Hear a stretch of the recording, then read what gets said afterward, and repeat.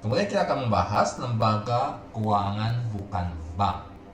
Lembaga keuangan bukan bank atau singkat dengan LKPB adalah semua badan yang melakukan kegiatan di bidang keuangan secara langsung maupun tidak langsung menyalurkan dana kepada masyarakat. Apa saja lembaga keuangan bukan bank? Yang pertama ada sebutan koperasi simpan pinjam.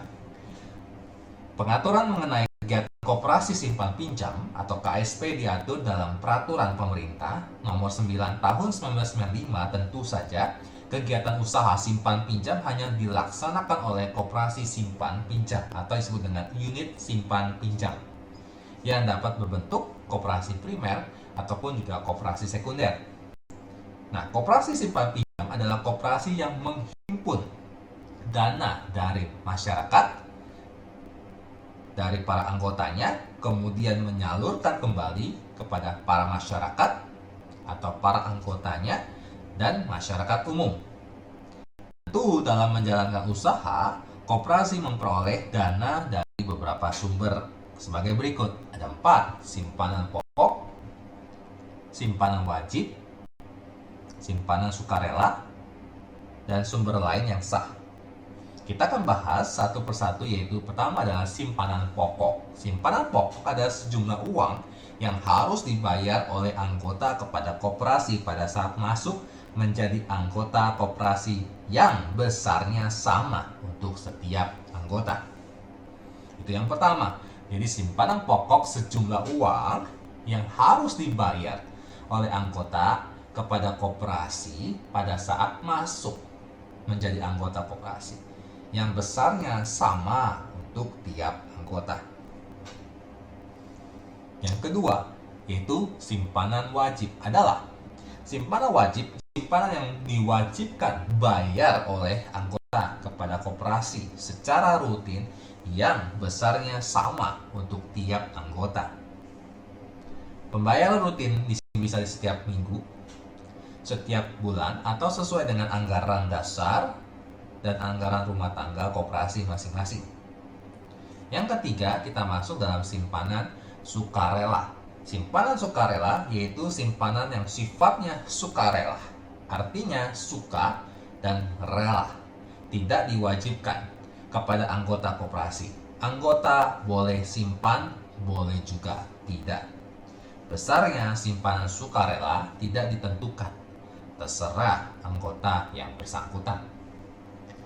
Dan yang keempat, yaitu sumber lain yang sah, yaitu seperti bantuan pemerintah, hibah, dana cadangan koperasi, dan juga modal pinjaman pihak lain. Contoh koperasi simpan pinjam di Indonesia antara lain koperasi unit desa, koperasi serba usaha, koperasi pasar, dan juga koperasi kredit. Bentuk simpan pinjam dalam bentuk koperasi. Saat ini kita akan masuk ke dalam perusahaan. Yang kedua adalah perusahaan pegadaian. Perusahaan pegadaian adalah lembaga keuangan yang menyediakan fasilitas pinjaman dengan jaminan tertentu. Jaminan nasabah tersebut digadaikan dan kemudian ditaksir oleh pihak pegadaian untuk menilai besarnya nilai jaminan. Besarnya nilai jaminan akan mempengaruhi jumlah pinjaman. Untuk meningkatkan dan mendukung program pemerintah, perusahaan pegadaian didirikan untuk memberikan kemudahan tentu bagi usaha skala mikro, kecil, dan juga menengah dalam mencari pinjaman modal dengan bunga pinjaman yang cenderung tergolong kecil.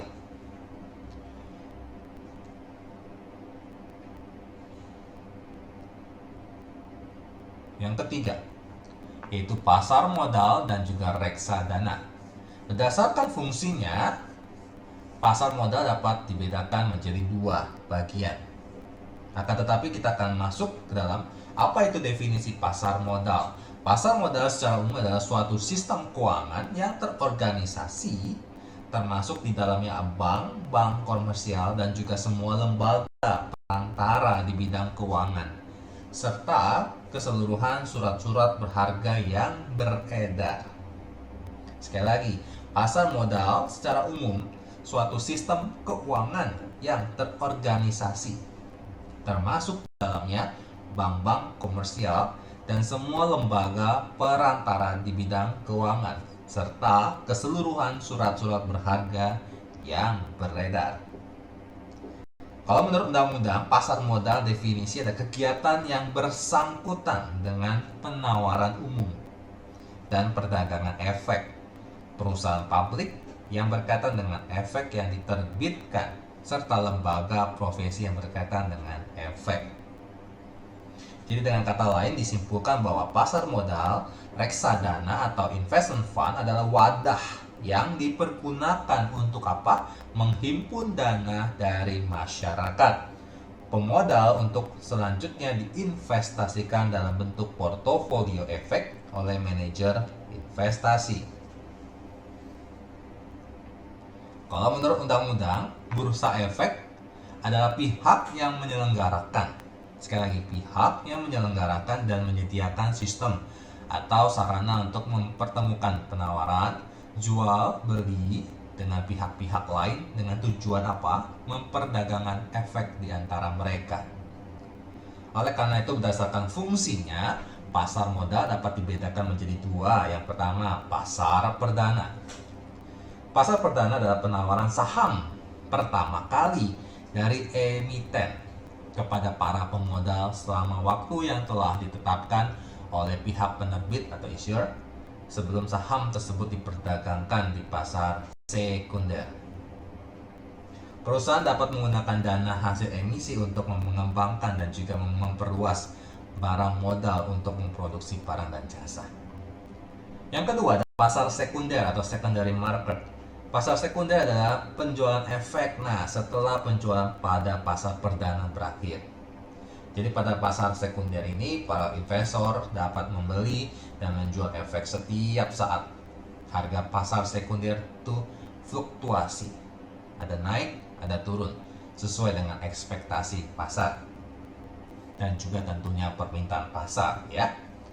Kemudian kita akan belajar bagaimana perusahaan sewa guna leasing atau perusahaan anak piutang atau juga perusahaan efek, apa itu saja ya.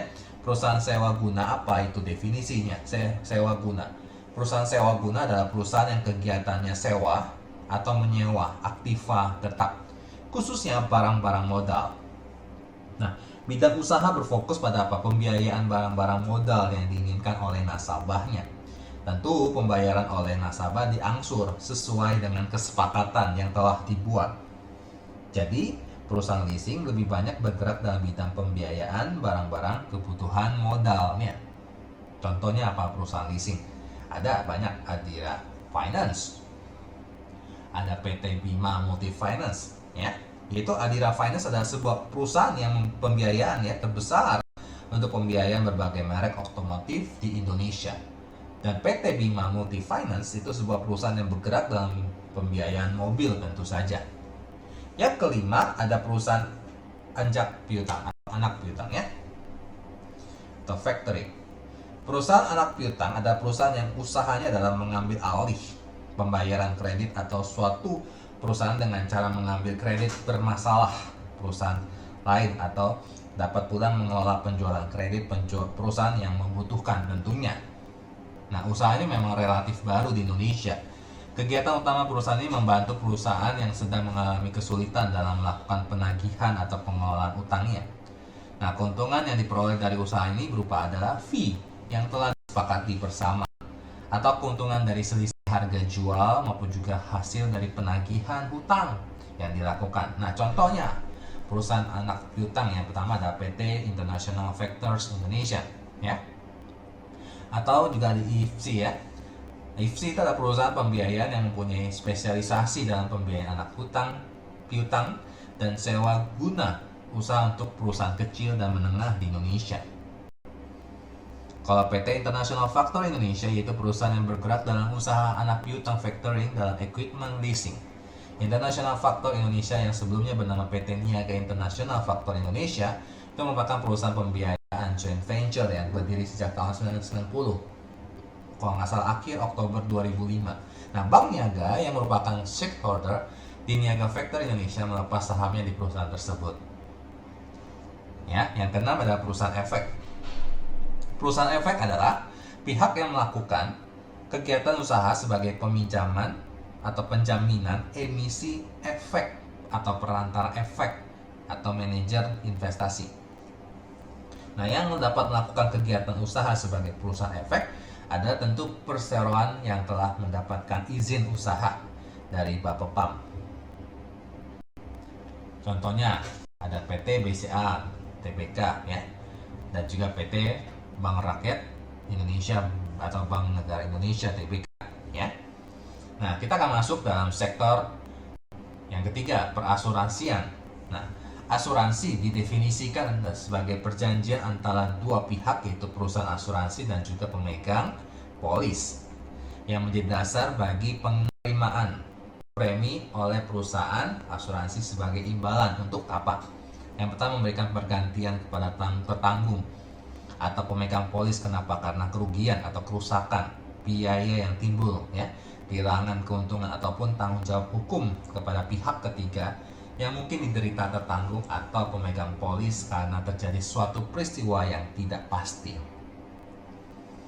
Oke, yang kedua, kita akan mempelajari jenis usaha apa saja yang masuk jenis usaha perasuransian. Usaha perasuransian kita harus definisikan, yaitu segala usaha tentunya ya.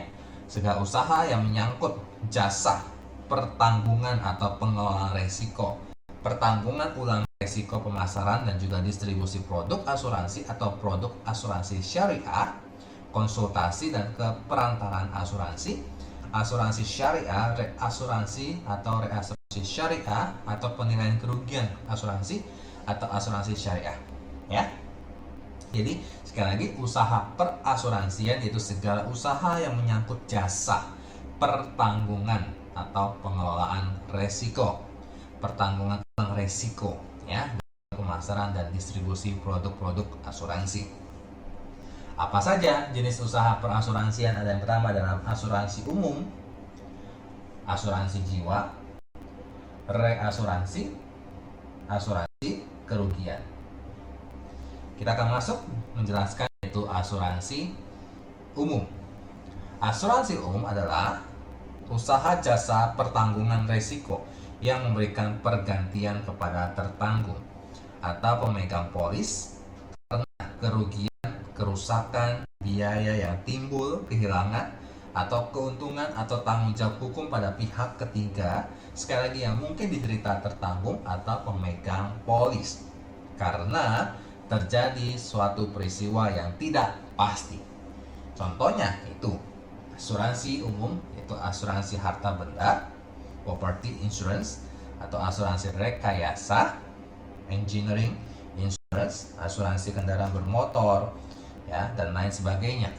Nah, asuransi jiwa yaitu asuransi usaha yang menyelenggarakan jasa penanggulangan resiko yang memberikan pembayaran kepada pemegang polis tentunya, tertanggung atau pihak lain yang berhak dalam hal tertanggung meninggal dunia atau tetap hidup, atau pembayaran lain kepada pemegang polis, tertanggung atau pihak lain yang berhak pada waktu tertentu yang diatur dalam perjanjian yang besarnya telah ditetapkan dan atau didasarkan pada hasil pengelolaan dana.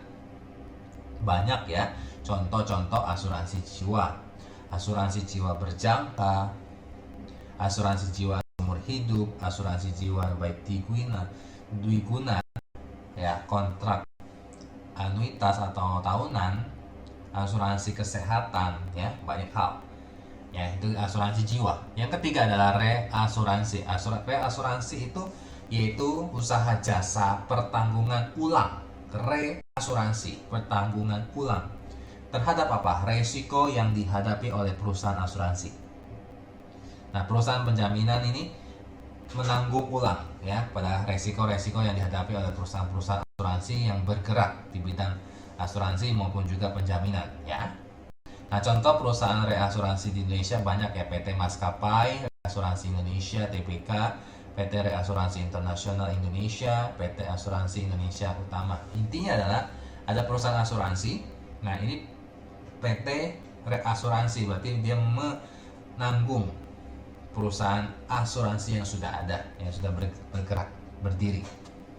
Dan yang terakhir adalah asuransi kerugian. Apa itu asuransi kerugian? Yaitu usaha yang memberikan jasa tentunya dalam penanggulangan resiko atas kerugian atau kehilangan manfaat dan tanggung jawab hukum kepada pihak ketiga yang timbul dari peristiwa yang tidak pasti. Adapun ada perusahaan-perusahaan asuransi kerugian, ada perusahaan yang hanya dapat menyelenggarakan usaha dalam bidang asuransi kerugian termasuk reasuransi. Ya, jadi perusahaan asuransi kerugian ini tidak diperkenankan ya bergerak kegiatan di luar asuransi kerugian maupun juga reasuransi. Contohnya apa? Asuransi kerugian harta benda ya. Itu akan menanggung harta benda dari resiko kebakaran, gempa bumi, resiko industri. Asuransi kerugian rekayasa akan memberikan pertanggungan untuk apa pekerjaan sipil atau pemasangan mesin, konstruksi bangunan, peralatan elektronik, mesin, ya. Asuransi kerugian kendaraan bermotor tentu akan memberikan pertanggungan jika terjadi kerusakan pada kendaraan bermotor Anda, ya, atau Anda mengalami insiden yang disebabkan oleh pihak lain. Nah, kita akan masuk ke dalam